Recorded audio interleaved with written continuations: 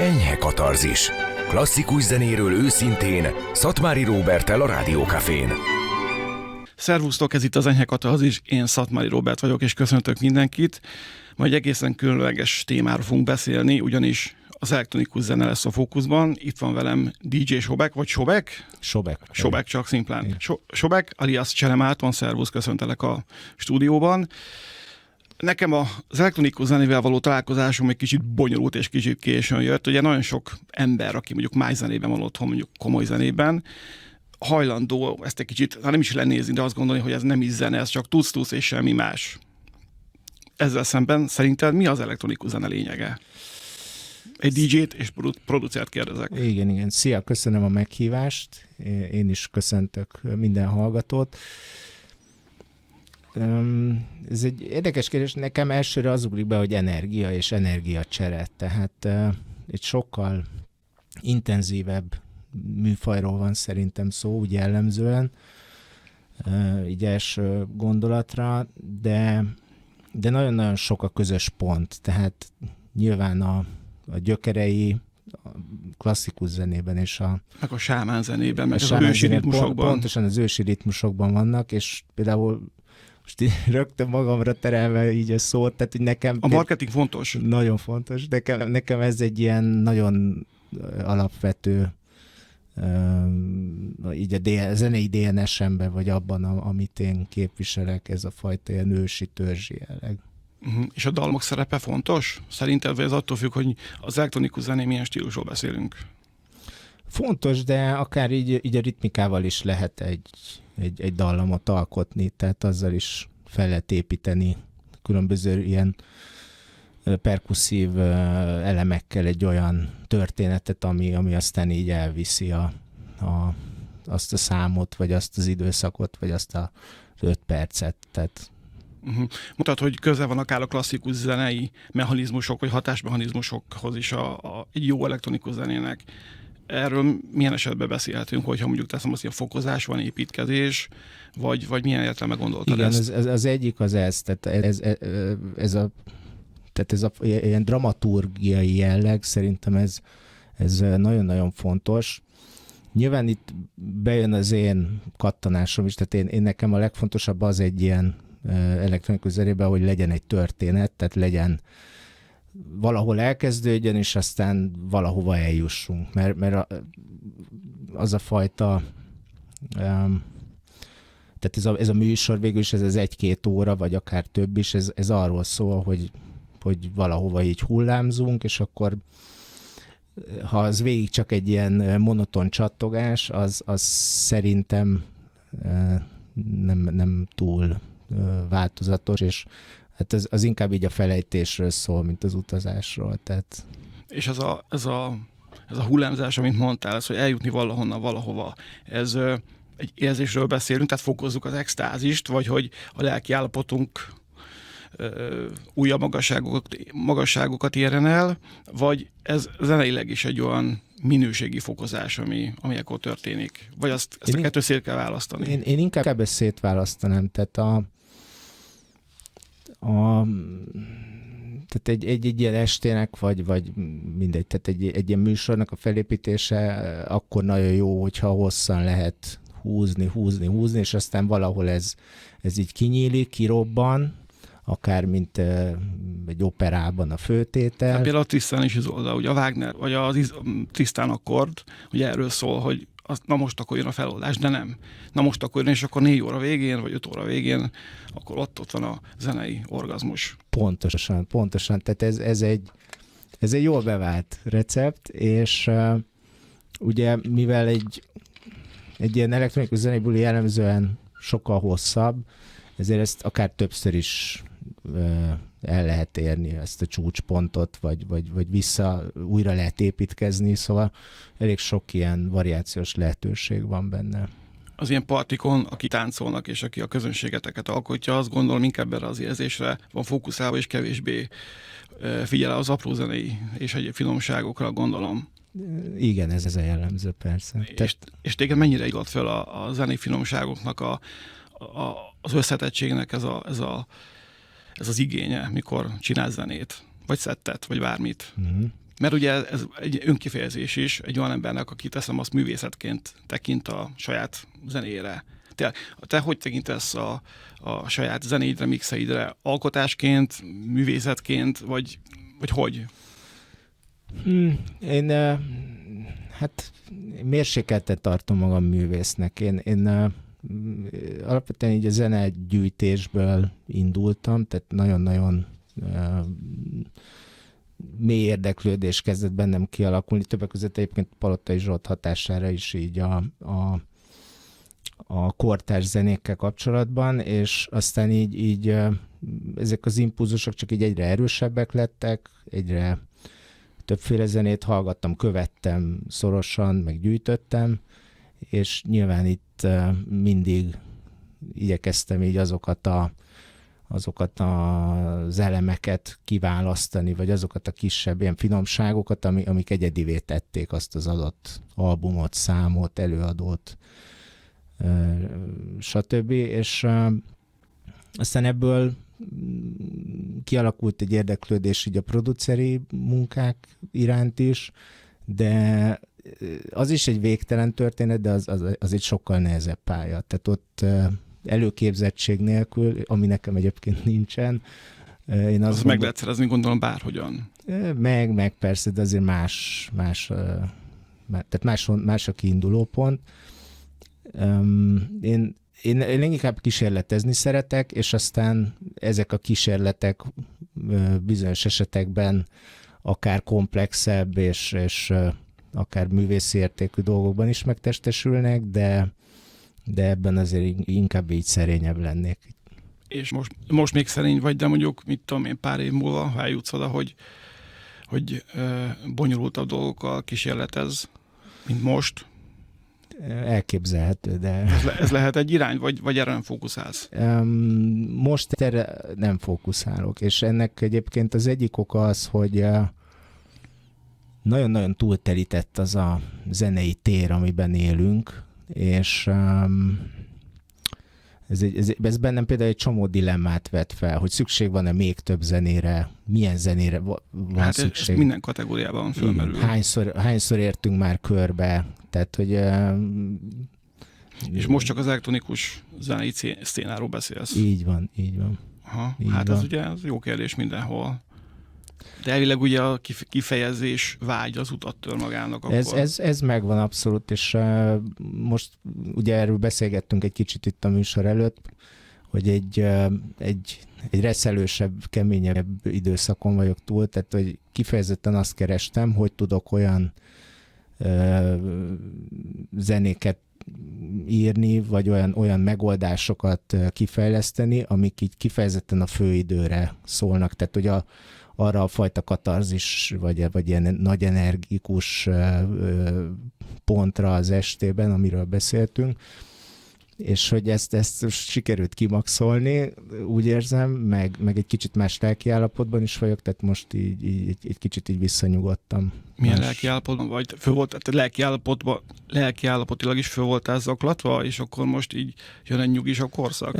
Én úgy gondolom, hogy igen, tehát hogy ez így összefügg, és volt egyfajta ilyen nyomás is, hogy ugye a vírus alatt nem volt semmilyen rendezvény, meg buli, tehát hogy akkor nem nagyon lehetett így mit csinálni, utána amikor ez újraindult, szerintem én, meg sokan mások is úgy éreztük, hogy akkor most így meg kell újra mutatni, föl kell újra építeni ezt a dolgot, és ehhez nyilván ezek a bangerek, tehát ezt úgy hívják, hogy bangerek, vagy killer. Mondjuk ezt annyira nem szeretem, mert ezt a kifejezést. Tehát ezek a legalkalmasabbak, hogy így látszódj, hogy figyeljenek rád.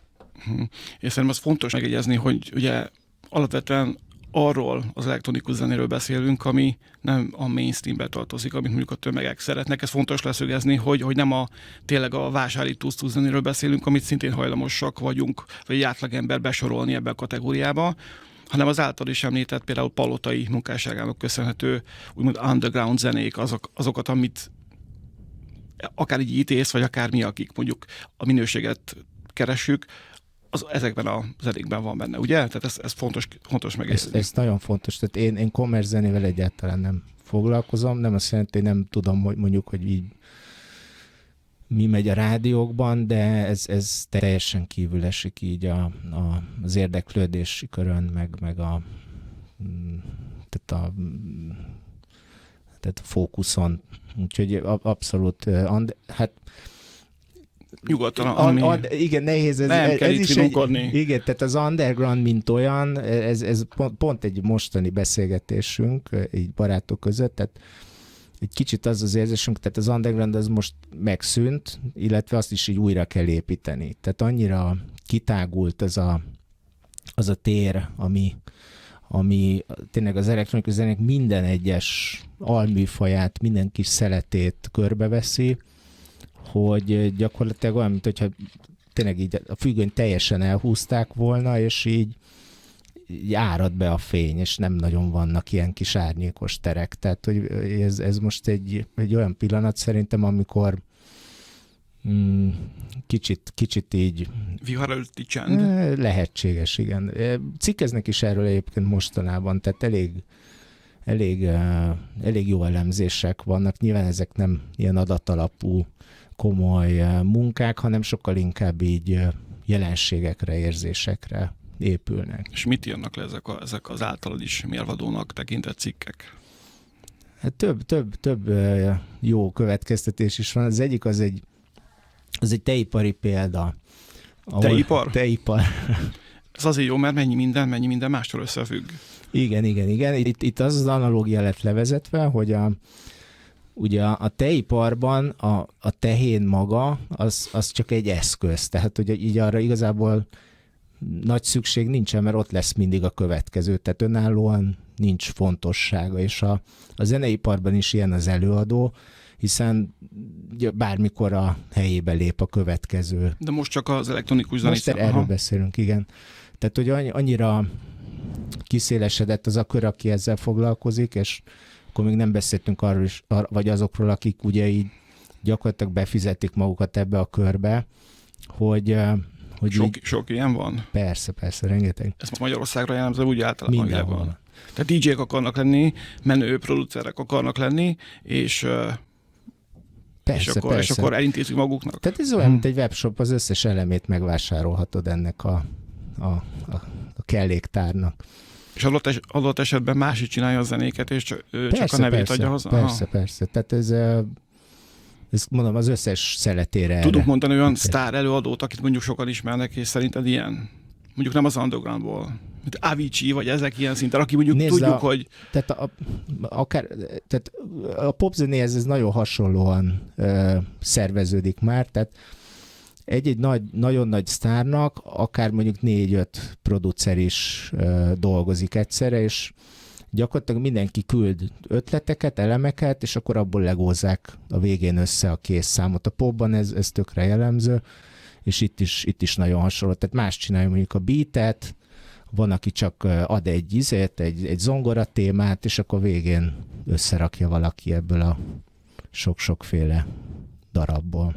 Bocsánat, nem tudom, hogy beleszóltam-e vagy sem, de teipar, boci. Ja, ez volt az egyik, igen, de hát ez nyilván kicsit vicces. A másik pedig az, hogy mi is volt a címe? Not a Great Year for Electronic Music, így 2023-ra vonatkoztatva, és ez pedig igazából kicsit így azt járt a körbe, amiben így belecsíptünk, tehát ez mindenki ebben a térben akar mozogni, ugye gyakorlatilag a zene önmagában egyáltalán nem érdekes már, sőt, nagyon-nagyon hátul van a rangsorban, és ez inkább Most megint meg kell kérdeznem, hogy csak az elektronikus zenéről beszélünk, vagy általában a zene fontossága? Nem, elektronikus zenéről, bocs.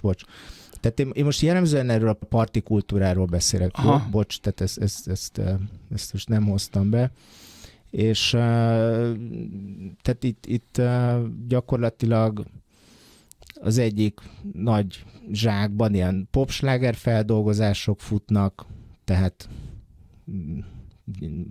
ismert dallamok jelennek meg újra, és a másik részen pedig van egy nagyon nagy rezignált tömeg, akiknek igazából teljesen mindegy, hogy mi szól, mert egy adott már a közösségi médiában többször látott ilyen imidzset szeretnének megélni. És itt vannak már ilyen elképesztő vetítések, tehát ilyen 3D-s, 30 méteres LED-falak, stb. Tehát, hogy ez meg sokkal inkább egy show. Mondjuk a Paul Kalkbrenner fellépéseit hova sorolod ilyen szempontból? Őt ugye ismerem, viszonylag jól ismerem, azért kérdezek rá. Igen, Nekem ugye igen. vele volt az első, vele való találkozásom volt a belépő szint ebbe a szénába. És ő is ugye kinőtte magát, és egy nagy sztár lett, pedig hát ugye amikor a Berlin Calling forgott, akkor még nem volt annyira népszerű. De igen. vannak beteg zenéi, és van olyan zene, ami állítólag azt mondják, hogy ő azt csinálja, hogy egyensúlyozza a mainstream és a underground között. Ez abszolút így van, mert egyszerre tud jelen lenni egy ilyen ultra-commerce holland fesztivál, mondjuk a Tomorrowlanden. Az commerce nagyon? Az nagyon commerce, igen. Tehát az nagyon commerce, és ezzel párhuzamosan mondjuk, ha most szerintem pont a Veszprém kulturális főváros évadban pont ő is volt, tehát hogy az pedig szerintem egy sokkal hát ilyen, hogy tehát az undergroundnak nem mondanám, de tehát ez egy ilyen különlegesebb és sokkal letisztultabb élmény volt. Ott ugye nem dobáltak konfettit kilószámra, stb. Tehát, hogy ez egy más történet volt, ahol szintén az ő produkciója megél. És egyébként ez egy fontos dolog, mert ha ezt a balanszt valaki meg tudja tartani, akkor lett olyan hosszú pályát futni, mint amilyet ő is. Említetted a Palotai nevét. Mi az, amit hozott a magyar elektronikus zenei szénába? Szerinted? Hát ő gyakorlatilag egy olyan időszakban, amikor a zenéhez való, tehát az elektronikus zenéhez való hozzáférés erősen korlátozott volt még. Egyrészt ugye nem volt népszerű, tehát nem voltak fórumai, másrészt meg maga a zene is ugye adat vagy hanghordozókon volt, tehát nem, ezt szerintem egy csomó mindenkinek, aki már beleszületett a Spotify világba, tök nehéz elképzelni, hogy nincs ott egy kattintásra a világ összezenél szó szerint, hanem így utána kell járni, lehet, hogy csak 2 szám van rajta, stb. Tehát akkor Palotai egy olyan forrás volt, ami mind minőségben, mind mennyiségben szerintem így akár így a világon is egyedülálló volt, mert nagyon-nagyon sok stílust követett napra készen, és ezeket így átadta nekünk nagyon magas minőségben. Tehát tényleg így a legjobbakat szelektál, vagy hétről hétre. Ismerted őt egyébként személyesen? Igen. De nem voltatok barátok, vagy ilyen nem, az túlzás lenne mondani. Hát én mondtad, hogy mestered volt valamilyen szinten? Igen, mondjuk így, tehát én nagyon tisztelem őt, de így közelebbi kapcsolatban inkább az utóbbi néhány évben voltunk.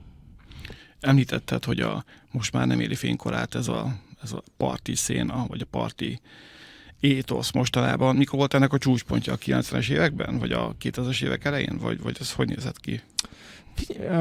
Szerintem ez a csúcson van. Világszerte? Ez a csúcson van bizonyos értelemben. Tehát, hogy én nem bocs. Az előbb azt mondtad, hogy... Igen, lehet, hogy egy kicsit ilyen negatívan fogalmaztam. Ne temessük az elektronikát. Ne temessük a tuc zenét. Nem, egyáltalán nem kell temetni, tehát a penetráció, az elérés, az, hogy erre hányan kapcsolódnak rá, az szerintem létszámban soha nem volt még ilyen nagy, viszont ezzel együtt tehát úgy a minősége, meg az egyedisége az azért nyilván nem ugyanaz, mint régebben. De a minősége? Minősége sem? Nem feltétlenül. Tehát mondom, nagyon jellemző most már ez az összelegózás, hogy egy régi slágerre egy elemét kivesszük, beépítünk valami másik slágerből is egy kicsit, és akkor ez most a... De azért vicces, nem, hogy underground zenéről beszélünk, és slágerekből merítünk, nem? Igen, ez a slágerek igen. ugye underground szinten slágerek, tehát nem... Igen. Én általában azt szoktam mondani, amikor elkezdődnek ezek a bootlegek, meg editek, tehát amikor elkezdik az ismert számokat egy-egy stílusba, vagy szegmensbe egy nagy dózisba használni, az mindig a végkezdet. Mert akkor tényleg elfogynak az ötletek, akkor mit csináljunk? Hát jöjjön a Can't Touch This-ből a vokál, és akkor azt tegyük oda kicsit be, és akkor az jót fog menni. Tehát. És ezeket én értékmentesen mondom, ez tök fontos, tehát én nem minősítek ezzel senkit, mert olyan tekintetben, hogy ez a fajta transzélmény, energiacsere, meg ilyen, tehát ez a közösségi élmény azért ez még mindig megvan, és így szerintem nagyon jó kis szigetekben létezik az a hálózat a Föld körül, akiknek így hasonló a gondolkodás, és azokat tartják fontosnak, amik így ennek az egész ilyen parti széna, underground elektronikus zenének a gyökereihez kötődnek. Említetted ezt a transzjelzést, tehát most rákapcsolnék, ez a elektronikus zenei kultúra, ez mennyire függött össze, vagy fort egybe a tudatmódosító szerek egyfajtának a használatával, mert ugye ez is egy ilyen előítélet, vagy egyfajta felületes közlés erről a szénáról. Figyelj, teljes mértékben, tehát... Belekérdeztem. Persze, de tehát erről szerintem lehet nyíltan beszélni, meg kell is, tehát, illetve maga így a tudatmódosító kategória sem olyan, hogy akkor ez csak az elektronikus zene környékén van, persze, ez mindenhol abszolút. Van. De itt különösen a rave parték, meg mit tudom én, a 90-es évek elejének az a nagy, például a brit boomja, az például erről is szólt. Így van. Ez a kettő együtt jár, és szerintem együtt is fog, amíg létezik ez a fajta szórakozási Tehát nincs ilyen tendencia, hogy régebben ez jobban jellemző volt, és most már ugyanúgy, ahogy a zen is változott, ez is mondjuk nem. kevesebb, kisebb lett, vagy ilyesmi. Nem, legfeljebb a szerkezete változott, tehát hogy milyen típusú szerek vannak, és akkor azok közül melyik, ami éppen trendi, vagy elérhető, tehát nem. De az szerintem tök fontos, hogy enélkül is, tehát hogyha jó a zene, és van erre egy jó mágus, aki összerakja ezt, akkor simán elérhető a transzélmény enélkül is. Tehát erre épül, tehát a fokozásra. Más zenei stílusból veszel inspirációt, miket hallgatsz? Mostában nagyon kevés más zenét hallgattam. Ez is egy következménye. Szakbarbár lettél. Igen, pontosan, és ezt ismertem fel, és most ezen kezdtem el változtatni, hogy sokkal többféle zenét hallgassak. Tehát mindig elértek, tudom én, hip-hop, vagy ilyen afrikai hatások, tehát hogy ezekbe így belecsipegettem, de nem annyira követtem a... Miért pont ez?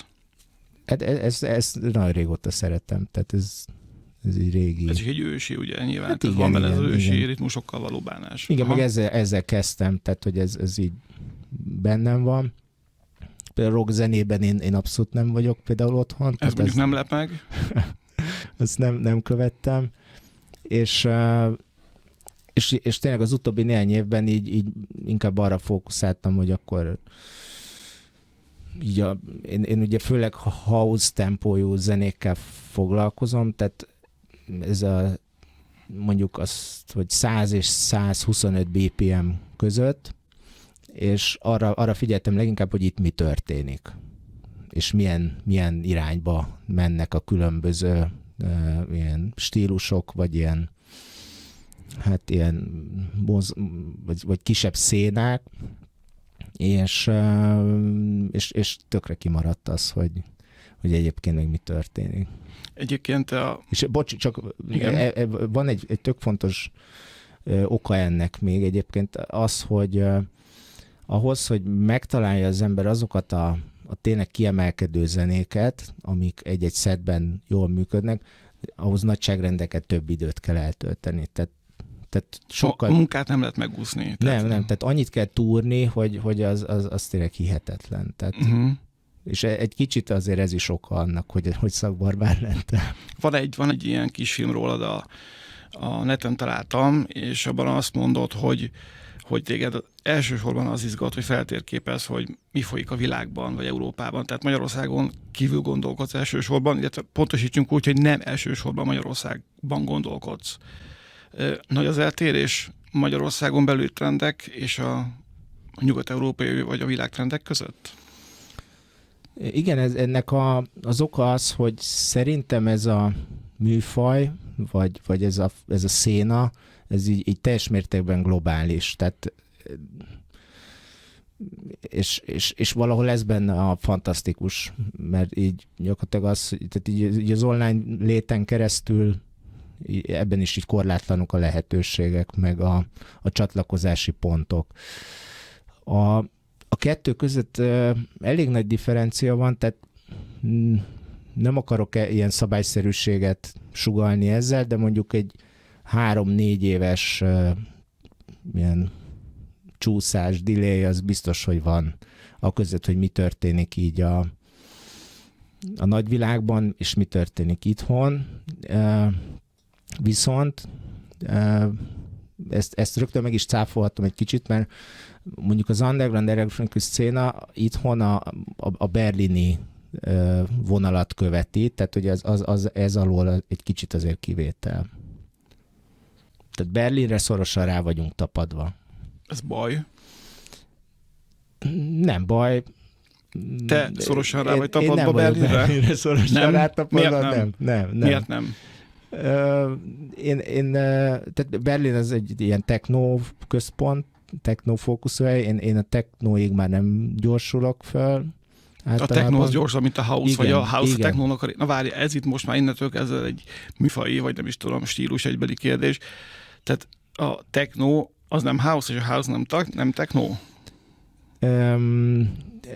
A techno jellemzően gyorsabb, mint a house zene, és egy hát nyilván ezerféle válfaja van annak is, de kicsit nyersebb, kicsit keményebb. A techno? Igen, jellemzően. Pedig azt mondtad, hogy téged az ilyen állatzenék vonzanak. Még a beszélgetésünk előtt, a stúdió beszélgetés előtt. Persze. Tehát persze, akkor, hogyha egy keményebb hangzást képvisel, akkor ez így akár párosodhat is a te igényed, vagy te ízlésed a techno által nyújtott világgal. Igen, viszont annyira gyors, ami nekem valahogy nem komfortos. És azok a jegyek már nagyon rég leszivárogtak a house-ba is, tehát így jelen vannak. Na akkor kattanjunk rá erre a témára, amiről volt már szó. Hogyan lehet megfogni ezt a energikus és kicsit beteg, kicsit az őrülettel flörtölő hangzásvilágot, ami hozzád közel áll? Milyen hangzások, vagy hogyan lehet leírni verbálisan?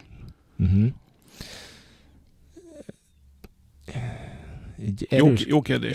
Igen. Tehát mindenképpen erősen perkusszív, tehát nagyon sok ilyen dob megoldás van benne, és ezeknek tehát akár így torzított változatai, és mindig valami olyan váratlan extra elem, ami felvezeti így az őrületet, és aztán abban teljesedik ki egy formában. Tehát ez lehet egyébként egy szintetizátor, akár lehet ugyanígy egy tom, vagy egy szín, ami úgy van effektezve, tehát van rajta egy arpeggio, és akkor fel van gyorsítva, lelassítva.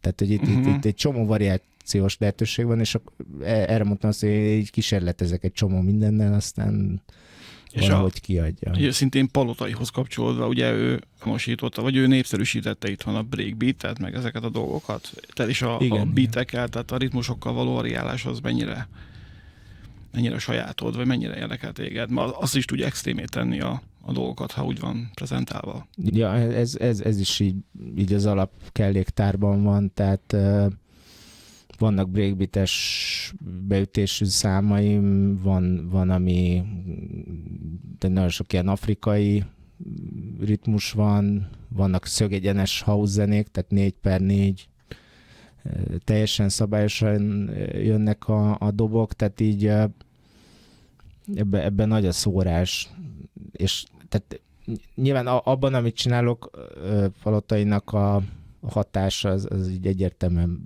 benne van, mert tehát tehát abban az életszakaszomban, amikor ugye legtöbbet buliztam, eljártam otthonról, így szívtam magamba mindent, akkor és most nem a szerekre gondolunk, hanem a tudásra. Tudásra, persze. Szívtam magamba a Rewindot minden szerdán, sok tilos bulit, utána más ilyen drum and bass, meg breakbeat rendezvényeket, tehát hogy így ez a diverzitás, ez nagyon megvolt, és utána egyébként így szépen lépésről lépésre szűkültek be ezek a terek így zeneileg, tehát így kicsit így specializálódtak a rendezvények, hogy akkor vagy csak drum and bass van, vagy csak breakbeat, stb. És nekem egy kicsit akkor kezdett ez unalmassá válni. Mikor tartasz egy bulit, egyáltalán neked mi a fő terméked? Az, hogy kiállsz, és akkor hangulatba hozd a közönségedet? Vagy mire tekintesz fő termékként? Mi a dolgod? Mert mondtad, hogy nem feltétlenül tartod ezt még, vagy nagyon magas művészetnek, te hiába alkotsz, nem ezt hangsúlyoznád ki, akkor micsoda? Én igyekszem... Sámán? Lehet akár így is. Egyébként ez egy jó analógia. Tehát én mindig arra törekszem, hogy az adott időpont, helyszín, és így letapogatva a résztvevők rezgéseit, tehát ebben a kontextusban megtaláljam a legmegfelelőbb irányokat zeneileg, és kapcsolódni tudjunk. Tehát igazából ez a termékem. Tehát én azt szeretem, ha tudunk kapcsolódni, és tudunk akkor így a zenén keresztül kommunikálni. Én mindig mutatok valami mást, valami újat, vagy akár hozok olyat, amit tudom, hogy ismernek, és akkor utazunk gyakorlatilag. És akkor az téged nem motivál, hogy saját zenéid legyenek, bár ugye tudjuk, hogy ez relatív, hogy mit nevezünk saját zenének. Tehát, hogy sok a neved alatt kiadott zenét ír, vagy kerüljön forgalomba? Ez így motivál, csak tehát a DJ énem az sokkal erősebb, mint a producer. Bocs, azért kérdezem, mert ugye én ugye más szcénával vagyok, tehát mind az irodalom, a színház, mind a másik zene. Ott ugye van egy termék, egy szimfónia, egy bármi más, egy dal, és akkor az ember azt énekli, vagy azt adja elő, vagy egy szimfonikus zenekar azt játsza. És azért kérdezgetem, ez nagyon érdekes, hogy a termék maga mi? Igen, tehát nálunk, akkor így van, tehát ez a DJ és producer én, ez bár mindenkinek kell mind a kettővel foglalkozni, és sőt, még egy csomó minden más is, de azért így élesen elválik, hogy kinek melyik megy jobban. Bocs, te írsz, vagy bedolgozol valamelyik ismertebb előadónak? Nem. Ez nem is cél? Nem. Egyáltalán nem. Te Taylor Swiftnek nem akarsz dalt írni. Aha, jó. Nem küldök most ötleteket neki. Pedig ő most nagyon megy. Igen. Tehát én inkább tehát én ezt az energiacserét szeretem. Tehát amikor sokan vagyunk, és akkor ott felszabadul valami, és az engem is nagyon feltölt. Tehát én ezt a töltődést keresem egyébként. Meg nyilván az érdeklődés így az új iránt az nem szűnik meg soha, most már ezt talán mondhatom. A produceri munka, vagy a produceri kiteljesedés az egy magányosabb tevékenység. Tehát ott seggelni kell, bocsánat, hogy így fogalmazok, tehát ott ülni kell, és így... Minden alkotás ilyen. Igen. Minden alkotás ilyen. Tehát ezt nem lehet megúszni, és akkor megvívja a belső csatákat, aztán vagy kijön a remélt végeredmény, vagy nem, de ez ilyen. Tehát ez egy kemény harc is akár. Igen, abszolút. Ezt te is így éled meg. Így. Nos, klasszikus zenéhez milyen a viszonyod egyébként? Meg közös barátunk Dániel, aki szed komfortos zenékben mozogni, Igen, bocstani. Igen. Például azt is mondta, hogy te azért nagyon szeretsz ilyen dolgokkal foglalkozni. Ez nem teher, nem kényszer, csak, Nem, ez érdekelne. Tehát nekem azért korlátozott klasszikus zenei műveltségem van, tehát ez egy... Ezzel nem kell szabadkozni. Nem kell szabadkozni. Viszont de néha egyébként ez a műsor is kvázi olyan attitűddel vagy szempontokkal indult el, hogy nagyon fontos az, hogyha egy olyan ember beszélget, vagy mond véleményt egy adott dologról, aki nincs benne. Mert számos új világít, vagy számos új nézőpontot hozhat be, tehát amiért nem kell szabadkozni. Ja, tehát én szeretem az operát egyébként. Mi fogad meg benne? És milyen operát? A klasszikusat jellemzően, tehát régebbi operákat. Tehát, tehát azt hittem, arra próbáltam rákérdezni, hogy mondjuk német vagy olasz vonal, vagy igazából ez mindegy. Az olasz inkább. Tehát a bel canto. Igen, kicsit komfortosabbat. A slágereket? Igen. Nem, tehát meg a balettet is szeretem, és ugye ezek sokszor együtt együtt járnak, tehát nagyon komplex és monumentális műfaj, ami nagyon sok szereplő jó együttműködésén alapul. Tehát mind a zenekar, mind az énekesek, ha még táncolnak is, a díszlet, tehát ugye szerintem egy hihetetlenül komplex élmény, és ez ott ülve egy ilyen nagy felfedezés igazából, tehát ezt szeretem. Tehát elsősorban ezt tetszik, és nem pedig a zene, amit hallasz, hanem azt, hogy milyen apparátus van mögötte, meg milyen szervezőerő kell. Ez is, de nyilván a zene is fontos része ennek, de tehát kevésbé hallgatok meg mondjuk egy operát otthon, vagy az autóban, mint megyek el egy előadásra, és akkor élem meg ezt élőben. Tehát akkor gyakran játszol operába? Ezt túlzás nem állítani, de szeretek menni, tehát ez jó. Ez egy ilyen motiváló dolog. Ha szereted a monumentalitást, akkor mondjuk egy szimfonikus zenekari koncert is. Igen. És hozzá tud lenni, nem? Tehát abszolút. Abban is tudsz ihletet meríteni akár. Persze, de tehát hogyha kevésbé ilyen hogy fogalmaznád meg? Csak azt nem tudom. A bel cantót? Igen, tehát hogy ez... Hát hogy fogalmaznál meg a bel cantót? Hát igen, meg akkor ezt a mezőt. Hát ez a romantikus opera. Romantikus. Hát hogyha a kevésbé romantikus énemet nézzük, akkor mondjuk az Amadinda és a Steve Reich vonal az fantasztikus. Tehát, hogy ott Tehát ott bejön a 20. század. Nem úgy, mint az énekes zenénél, ott elsősorban a klasszikusokat, vagy hát az a romantikus korszak. Igen. Ez érdekes. Az Amadinda tök jó. Nagyon-nagyon sok előadáson voltam. Tehát az így nagyon szorosan Amadindától? Igen. Aha. Úgyhogy az nagyon tetszik. Ott a hangzás, tehát azok a hangszerek, tehát az is egy hihetetlen teljesítmény egyébként, tehát ugye ezt ilyen repetitíven, szinte hiba nélkül. A Steve Reichnek van a Drumming című darabja, vagy az igen, a KG-t, a Reichnek, ugye? Igen. Megvan, ugye, amikor gyorsulnak, mert mindig behoznak egy új igen. cuccat, és akkor kiveszik újra, behoznak, az nagyon érdekes.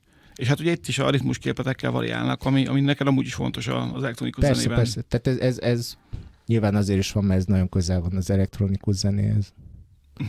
Értem. Egyébként most Malagából jössz, ott igen. Volt egy érdekes és tapasztalatokban gazdag hétvégéd. Hogy szereztek róla tudomást a külföldi szervezők, vagy fesztivál igazgatók, vagy nem tudom? Hát ugye az elmúlt néhány évben a legfontosabb, így tehát a produceri munka volt, tehát azok a zenék, amiket... A produceri munka a saját? A saját produceri munka, bocsánat, igen. Tehát amiket kiadtam, azok elterjedtek így a világban. De hát ez kellett valami, hogy elterjedjen. Tehát ez véletlenül alakult így, vagy tudatosan? Nem, hát nyilván én megtettem azért mindent, hogy elterjedjenek, de tényleg hatásvadász zenék zenékben utaztam az elmúlt mondjuk 2 évben, erősen hatásvadászzenékbe, és ennek hát bizonyos értelemben meg lett a gyümölcse, tehát így jól eljutott a világ különböző szegleteibe. Tehát ez az egyik nagyon fontos, ahogy tudomást szereznek rólad, a másik pedig már sokkal inkább így a networkhöz, a személyes ajánláshoz van közel.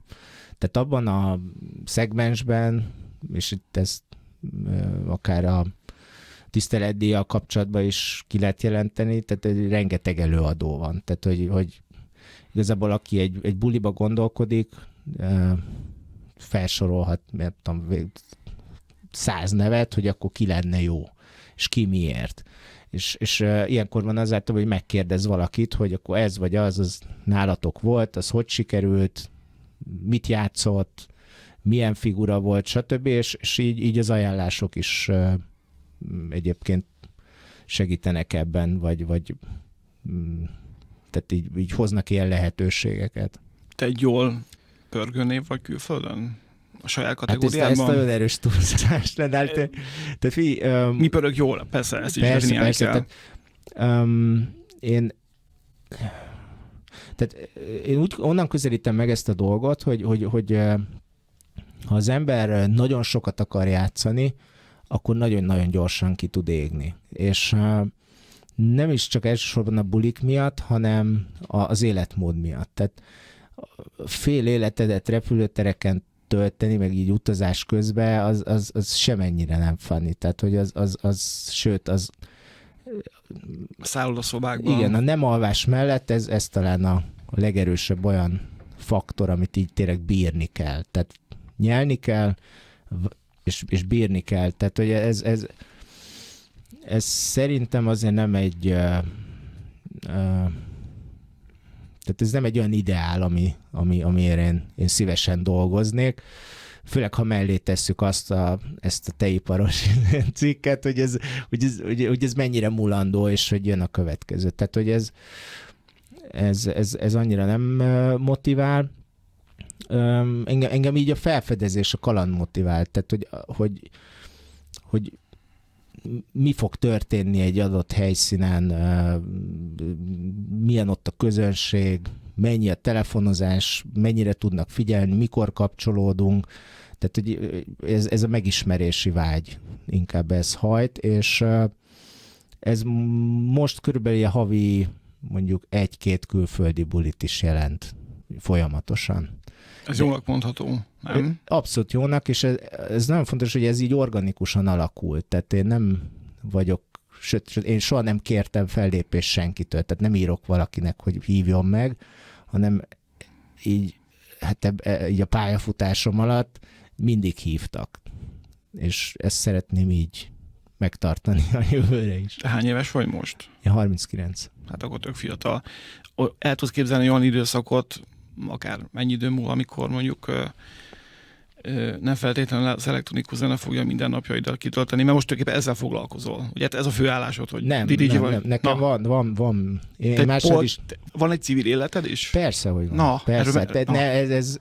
Tehát 2020 márciusában a művészetben nem lehet megélni. Jól megtanultam, hogy hol van a helyünk, meg az én helyem is.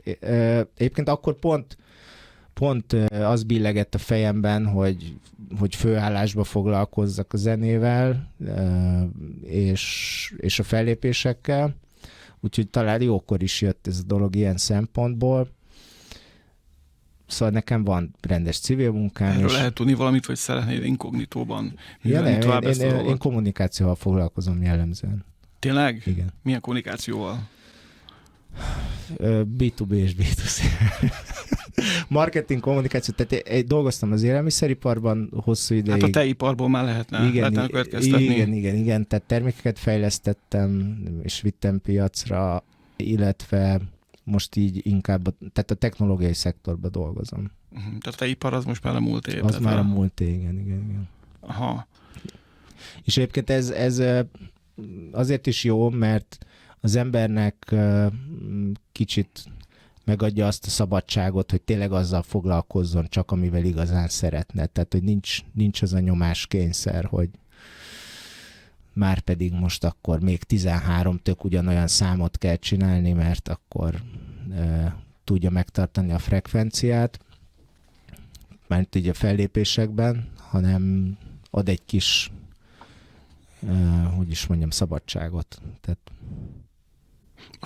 a Sobek név az miért erre esett a választás? Ez egy egyiptomi mitológiai név, és ez már a kezdetektől veled van? Vagy ez régóta velem van, de sokáig nekem fogalmam se volt, hogy ez egy ilyen mitológiai név. Tehát egy ilyen utazásom volt egy cégnek így ez az emblémája, meg a neve, és akkor így megtetszett, valahol elraktároztam, és amikor jött a DJ dolog, akkor pedig gondolkodtam, és ezt elővettem, és ilyen jónak tűnt. És sokkal később fejtettem fel ennek a jelentés rétegeit. A tudatalatti részét. Igen, meg egyébként Lengyelországban vagy Csehországban ez ilyen vezetéknév is. Tehát tök érdekes. Nekem például a Bobek jutott először eszembe, majd hallottam, hogy van egy ilyen mesei hangzása, és akkor utána néztem, hogy ez micsoda, illetve utána akartam nézni az interneten, és akkor hogy egyiptomi isten, vízisten, vagy valami, mondom, ez tök érdekes. A bőség istene. A bőség istene. És a krokodil a szent állatod. Igen, és szóval, de tényleg így a zenékben is szeretek sok mindent használni, tehát szeretem, a sok minden van jelen. Szóval ez így valahogy így összefügg. Tehát akkor a tervéd között szerepel, hogy az a stílus, amit most csinálsz, az adott esetben változhat is a jövőben. Egyáltalán a változás az mindig alapeleme ennek a szénának? Igen. Én nagyon nem szeretem ismételni magam. Tehát mondjuk egy 4 évvel korábbi alkotásod. Korábbi Sobek az teljesen más, mint egy mostani. És ez általában igaz ebben a szénában működő DJ-kre, producerekre? Nem vagy ha megtalál valamit, akkor... Hát, tehát ha valaki megtalál egy jó formulát, amivel sikeres, akkor azt igyekszik addig csavarni, ameddig csak lehet. Hiszen az egy nagyon egyszerű modell, tehát akkor azzal akár évekig is el lehet lenni, de... És nem egyszerűbb ez, akár neked is, hogy meglegyen a Sobekhez tartozó hangzásvilág, meg stílus, és akkor mondjuk sokkal egyszerűbben fognak, mit tudom én, legközelebb is Malagára, meg Ibizára. Ez biztos, hogy így lenne, igen, csak ez nem én lennék. Ez egy önazonos, akkor ez egy tök jó. Na hát, egy művész ember alapvetően így gondolkodik, hogy ez alapvetően van egy belülről feltörni akaró kifejezésvágy, és akkor attól függetlenül, hogy ez most mennyire rentábilis, én azt csinálom. És akkor téged ez motivál. Ez, maximálisan.